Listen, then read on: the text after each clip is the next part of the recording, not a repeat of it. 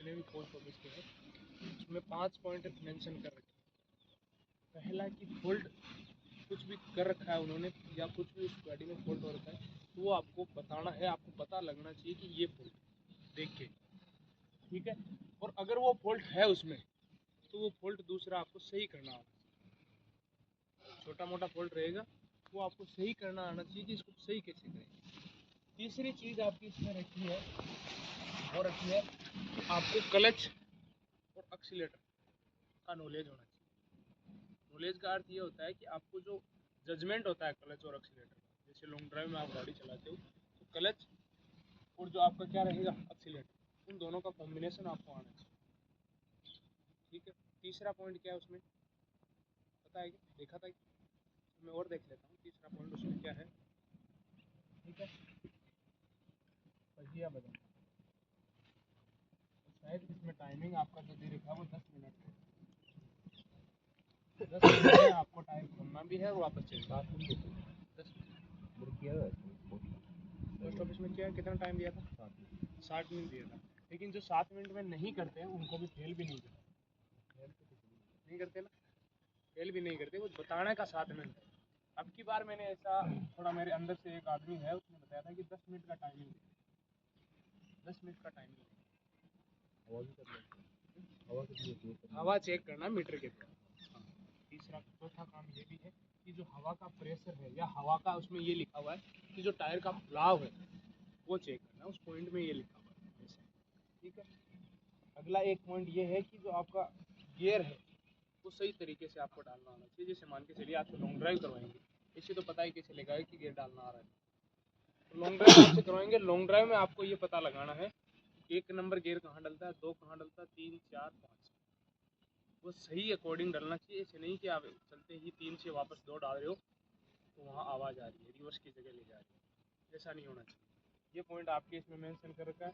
तो एक ये है कि वाहन और संचालन का नियंत्रण, जैसे स्पीड में गाड़ी चल रही है तो उसका नियंत्रण आपको आना चाहिए, ठीक है। इस हर पॉइंट जो आपके पॉइंट है ना इसके अकॉर्डिंग हम क्लास लेंगे। अभी तो मैं ऐसे ही समझाऊंगा, शाम को तो कॉपी ले आना ताकि उसमें पूरा मैं नोट डाउन करवा, ठीक है। सभी ले आना, आपके भी फॉल्ट वगैरह सबके काम में आएंगे, गुजरात वालों को कोई ज़रूरत नहीं है, ठीक है। MES वालों की बात कर रहा हूँ। तो अभी हम पढ़ेंगे टायर। टायर शायद MES वालों में नहीं हो रखा है, पुरानों वालों का टायर नहीं हो रखा ना, टायर हर चीज़ पढ़ेंगे टायर के बारे में। तेरे को लाके क्या करना है, तेरे को कॉपी लाके ये सारे जितने भी पॉइंट है ना मैं लिखवा दूंगा, मेरे पास बैठ जाना, सारे पॉइंट पहले नोट डाउन करेंगे, उसके अकॉर्डिंग फिर एक एक पॉइंट को लेके पूरे नोट्स बनाएंगे। साथ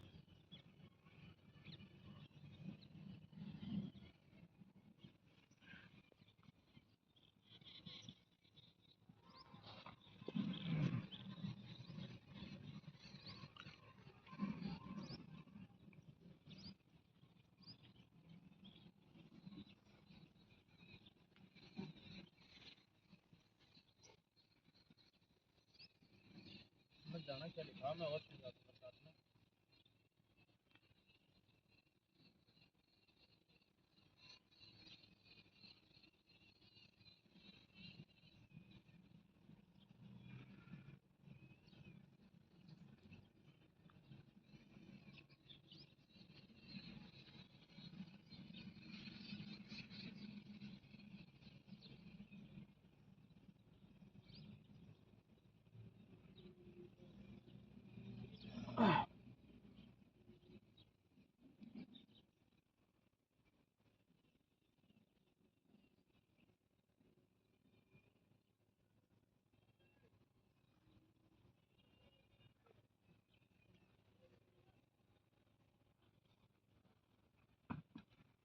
मैं आपको एक एक चीज़ समझाता हूँ, यही चीज़ बोर्ड पे समझ जाना साथ साथ।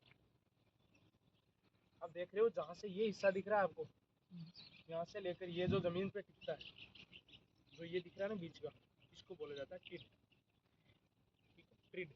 ट्रिड या टिड बोल दो, एक ही बात, ठीक है। सेम जो ये आपकी बाहर की लाइन दिख रही है ना जो ज़मीन पे टिकती है टायर की, ये होता है ट्रिड, ठीक है। आगे सुनिए। अब इसके बाद यहाँ जो ये लाइन दिख रही है, इस लाइन के बीच का जो ये हिस्सा दिख रहा है क्या बीच का, ये कहलाता है शोल्डर,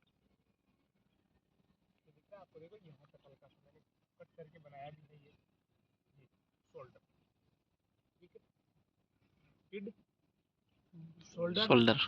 और जो ये दिख रही है ये हिस्सा, ये होता है साइड वॉल। वो जो पीडीएफ है ना, उस पीडीएफ में भी ये पूरा टायर बनाया हुआ है, पूरा लिखा हुआ है, ये होता है साइड वॉल।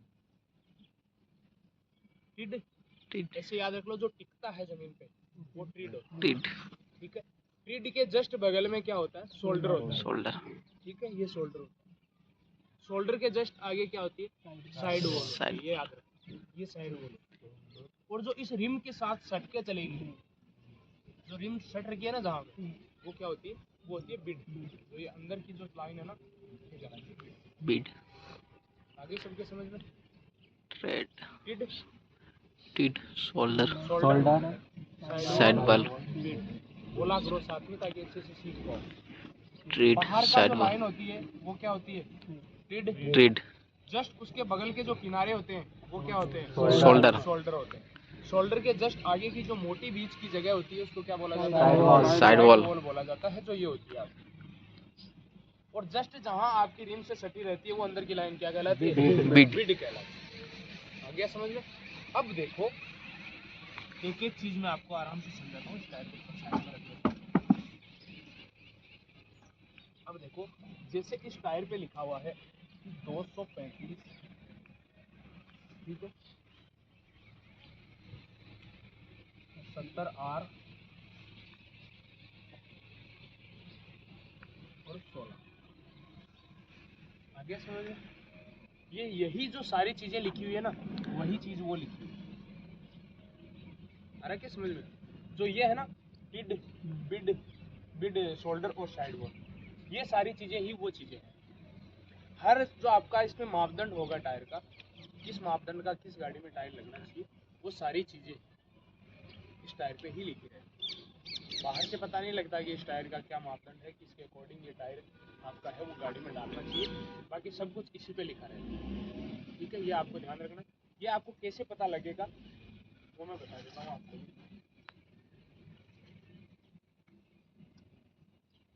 है ना, हो सकता है ये इस टायर पे 235 हो, किसी पे 240 भी हो सकता है, 270 भी हो सकता है, ठीक है, अलग अलग। ये इस टायर का मापदंड है। अब आप इसका देख लोगे ना तो सबका देख लोगे, किसी का भी, ठीक है। इस प्रकार की संख्या में बाद में आपको टायर पे भी दिखाऊंगा।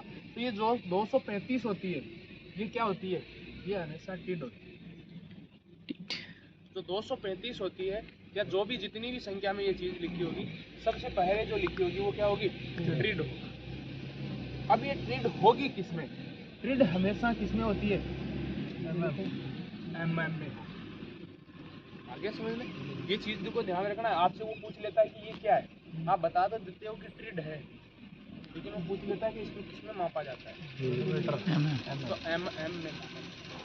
आगे समझ में। अब क्या होता है देखो, ओब्लिक करके लिखा हुआ है 70, इतना क्या आ रहा है, ट्रिड होती है एमएम में। अब इस 235 की या ट्रिड की 70% क्या होती है, ये साइड वॉल होती है। इस ट्रिड की, ये ट्रिड 235 थी, इस ट्रिड की 235 की 70% ये साइड वॉल होती है। अब 235 का 70% निकाल के जितनी होती है वो इस टायर की साइड वॉल है।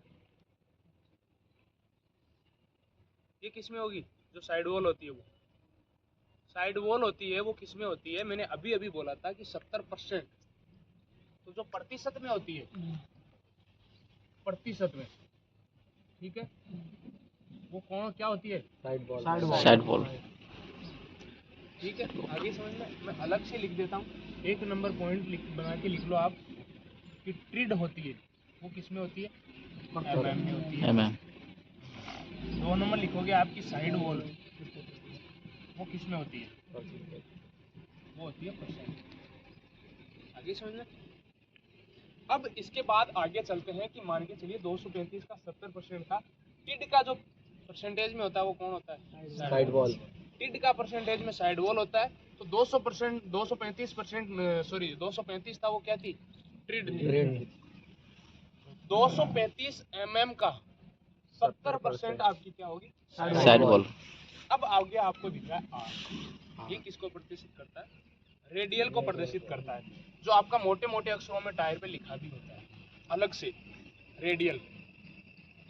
ठीक है, इसके बाद ये आर आपका रेडियल को प्रदर्शित करता है। एक नायलॉन टायर अलग से आता है, ठीक है, रबर का, जो केवल रबर का आता है। इसमें क्या रहते हैं, रेडियल में किसके तार रहते हैं, स्टील के तार डले रहते हैं, इसके कारण ये रेडियल। अब आपकी आगे इसमें लिखा हुआ है 16, ये क्या है, ये बताओ, देखिए ये सर टायर का साइज है। मैंने आपको बताया था कि आप चाहे त्रिज्या ले लो, मान के चलिए ये टायर था, तो यहाँ से आप ये त्रिज्या ले लो, ठीक है, ये क्या होता है इसका जो व्यास हम बोल दो, इस पे रख के आप घुमा लो तो वो व्यास बनता है, ठीक है। तो ये व्यास होता है, ये आपका 16 होता है। ये किस में होता है, हम बोलते हैं कि इस गाड़ी के 16 नंबर का टायर आता है, तो ये व्यास ही होता है 16 नंबर का।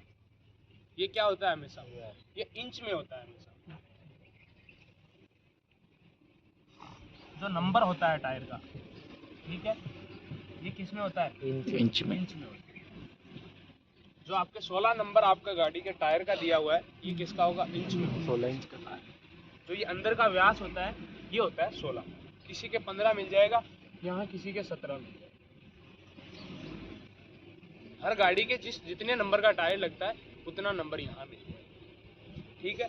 इसी में आगे लिखा हुआ है कि 105, और ऐसे लास्ट में एस बना के लिखा हुआ है। ये क्या है, ये इस टायर की औसत स्पीड दिखाई गई है, कि जो इस टायर की जो औसत स्पीड रहेगी वो 105 रहेगी।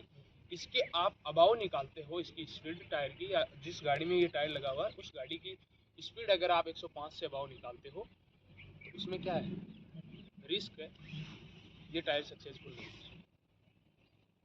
ठीक है। तो हर चीज़ इस टायर पे लिखा होता है। फिर इसके बाद में हर चीज़ आपको दिखाऊंगा। इसमें देखो आप मेड इन इंडिया लिखा हुआ है, ठीक है, इस टायर पे। तो पूरी जानकारी इस टायर पे लिखी होती है कि ये बना कहाँ का होता है। फिर इसके बाद आपका ट्यूबलेस है या ट्यूब विथ टायर है, वो भी इस पे लिखा हुआ है। इस पे लिखा हुआ है कि ट्यूबलेस टायर।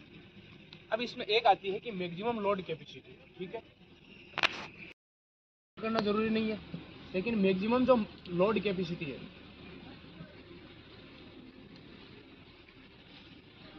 लोड कैपेसिटी इसमें कितनी लिखी हुई है, 800। ये चीज़ आप देख सकते हो आराम से, ठीक है। इस टायर पे 800 है, बाकी पे कितनी मिलेगी, किसी पे 600 मिलेगी, किसी पे 650 मिलेगी, किसी पे 700 मिलेगी, सब कुछ, ठीक है। ये चीज़ें इस पे होती है मोटी मोटी, कंपनी का नाम वगैरह मैं आपको दिखा देता हूँ, आ जाओ आराम से।